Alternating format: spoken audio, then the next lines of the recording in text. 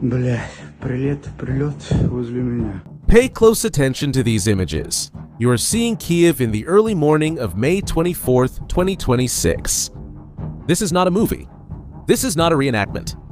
It's a video, real, of a Ukrainian civilian who decided to grab his cell phone to record what was happening outside the window of his own apartment. There was a lot of smoke out there. Despite that, he kept recording and moved closer to the window. After all, it's already been 4 years of war. And he's seen this before. But that night would be different. That night, Russia had launched almost 700 aerial threats against Ukraine in a single operation. Hypersonic missiles, drones and missiles coming from Russia, from occupied Crimea, and from ships in the Black Sea. One of the largest offensives since the beginning of the invasion. And among those attacks, there was a specific missile, a missile designed to carry 6 nuclear warheads. A weapon that Putin himself said travels like a meteor and cannot be stopped by any defense in the world. Its name is Oreshnik. This man you're seeing right now doesn't know yet, but in seconds he'll be just a few meters away from an explosion that will shake his entire building.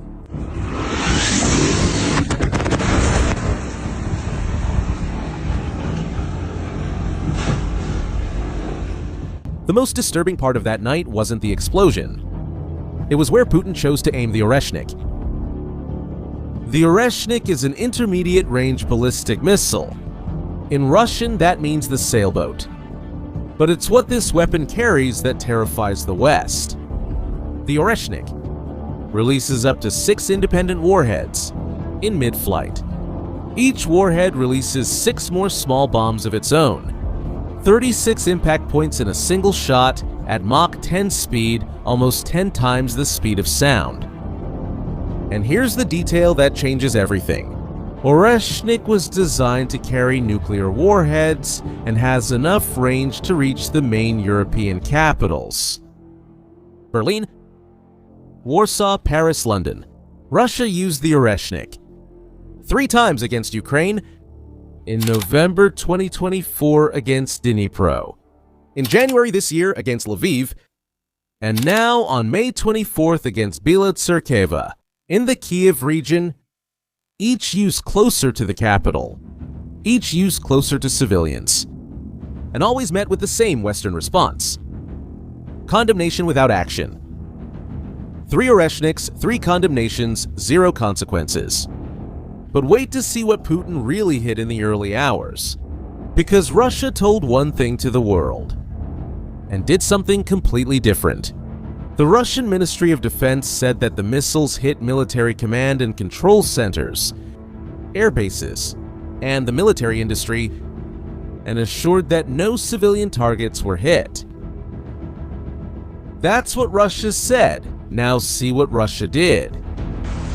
The National Chernobyl Museum in the Podil district was destroyed by a direct hit. The museum had reopened only a few weeks earlier, for the 40th anniversary of the 1986 nuclear disaster. The Ministry of Foreign Affairs of Ukraine, designed in 1939, was hit for the first time since World War II. It survived the Nazis, not Putin's attack that night.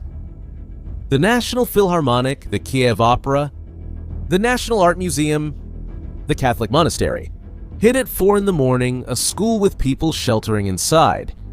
3 Russian missiles targeted the city's water treatment plant. None of these are air bases, none are military command centers, but no Russian authority has retracted their statements. The West reacted.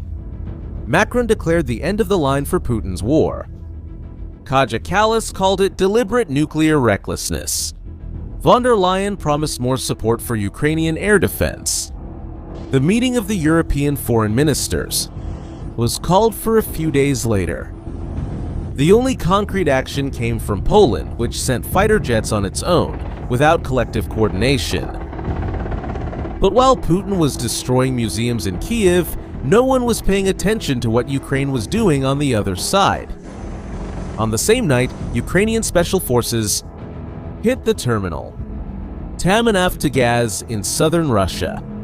This terminal exports 20 million tons of oil per year, one of the main sources that finance the war.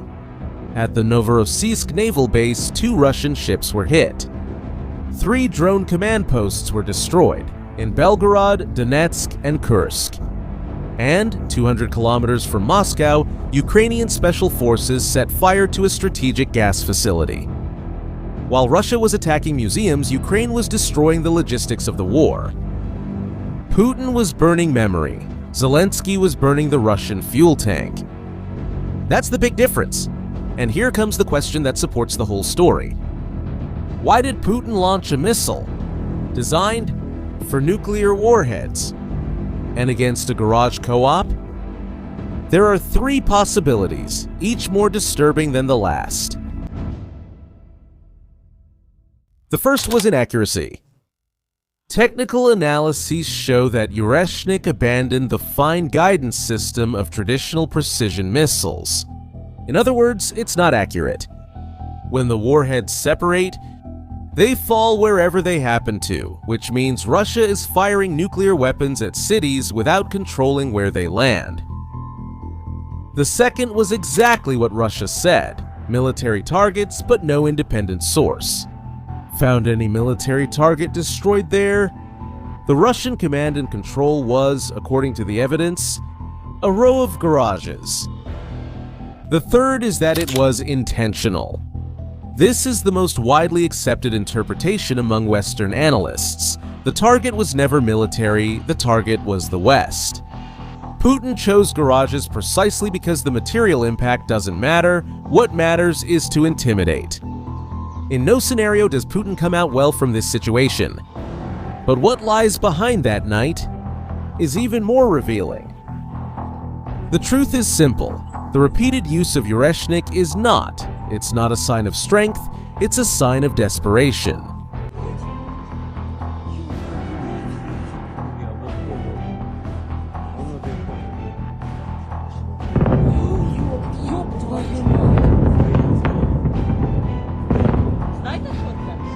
Look at what's happening on the battlefield. Russian troops have barely advanced for months. In several regions, they're being pushed back. Meanwhile, Ukraine is doing the opposite. It attacks refineries deeper and deeper inside Russia, sinks ships in the Black Sea, and strikes military command centers more than 1,000 kilometers from Moscow. Putin has no answer on the battlefield. So he responds with what he still has left: spectacle, images of victory.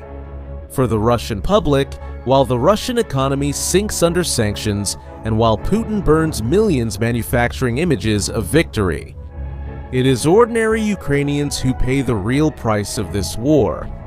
In ruins, where there used to be houses. In silences, where there used to be voices. In families that will never be whole again.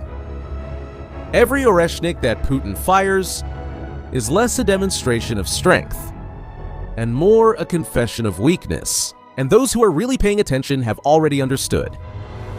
But I want to know your opinion now. Tell me in the comments.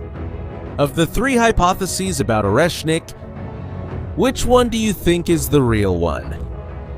If this video made you think, share it with someone who needs to truly understand what's happening in this war. And subscribe to the channel to keep up with the upcoming analyses. See you in the next video.